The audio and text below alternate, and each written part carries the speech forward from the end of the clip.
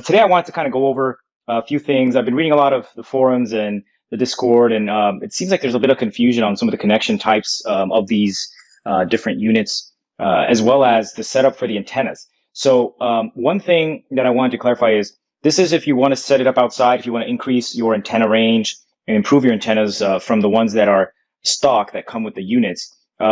So I ended up ordering some myself, and I'm going to kind of go through some of the ones that I got, so you guys can get an understanding of the connection types and whatnot. So I actually bought the 8 dBi as well as the 5.8 dBi connections, antennas, and they also have different connections. That's why I mentioned connections. And so let's go ahead and look at the first one here. So this is the 5.8 dBi one. Here's the connectors for that. So as you can see here, the connection type for this is a N-type female connection. So you can see the threading on this, and then if you look inside, there's an opening for the needle from the male connector, but this actually just has almost like a receiving pit for it. And so this is the N-type female connection, and it also comes with a nice little bracket. Most of them do, so you can mount it. I won't go into too much details. We'll probably have another video to kind of go into those details. But as you can see, you mount it on here. It gets pretty snug once you tie it in. And then these actual connectors go on the back, and they're called U-bolts, and they would go on the back and they would connect to your mounting pole. But as I said, we'll go over that in another video. And then I also have this other one. This is the 8.0 dBi, and so this connection actually is a N-type female. So I got two different connectors just for demonstration purposes, and as you can see, there's a needle in there, right in the middle, and then you also have the threading on the inside. So this antenna would actually have to have a female connector to it. Now, there's also different types of mounting brackets because of the fact that it is different. So let's just take a quick glance at those. So as you can see, there are different mounting brackets that tie this down, as well as this other one here. These are also just for demonstration purposes. Usually it only comes with one. You can pick either one, and I'm not sure which one the RAK Wireless comes with, but I believe the RAK Wireless and the Parlay Labs websites, as well as Nebra, they are selling these units with the N-type male connector. So I'll go over this one just for the demonstration purpose. And so if you have a N-type male connector, what you need to connect that to is going to be first, which has been really recommended across the board from everyone that you talk to, is a grounding unit. So I bought a few different kinds of two different connectors for these. So I have one that's actually a N-type female to N-type female grounding, or they call this either coaxial lightning surge protector or grounding unit. And so what this would do is, if you were to connect it directly to this, so this is the N-type male, and they'll connect to the female. The female is the threaded side. What this would do is this created a female on the other side of this. So you're actually changing the connection. And if you were to do that, that would then connect to and here's the actual cable that I'm using. This cable is pretty good quality cable. I ended up getting the LMR 400, which I think also goes by CFD 400.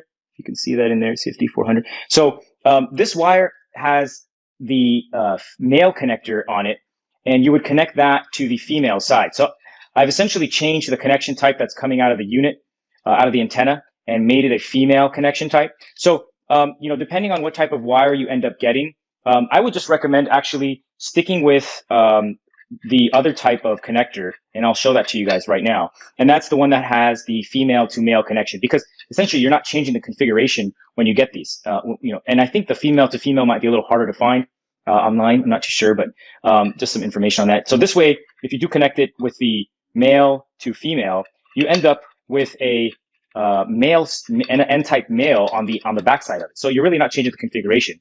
And that all depends on what type of wire you get. So going now into the next piece, which is the wire that you would connect to your miner. So in this case, I connected I have a male N-type male coming out of there. So I would need an N-type female. And I also got this one as for demonstration purposes. So this N-type female would connect directly to your male. And so tie it like that, get it snug. And then the backside of this would actually be the connection that goes into your miner. And this is the one that would go into the RAK, as well as the Bobcat, and I believe the Nebra as well. They have not come out with a picture official yet. It's still just a stock photo, but based on the specifications, it looks like it's going to be a similar connection. So it would be this, what's known as the RP SMA. So as you can see here, there's no needle inside.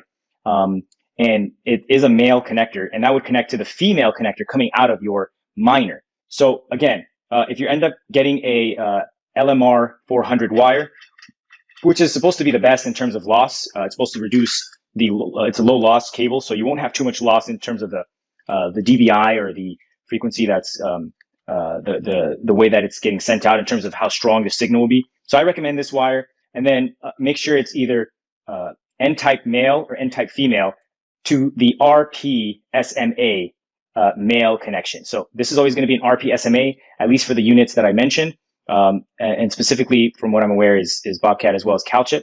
And then the connector here, depending on what type of lightning protector that you get, this is going to end up connecting to your unit. So as again, N-type female, connect to an N-type male, and then you're going to connect that directly to, get that directly to your antenna, which in this case, I ended up selecting the N-type male connector. And so there it is. Now, you're not done yet. So one other thing you need to do is you got to make sure that this unit's actually grounded.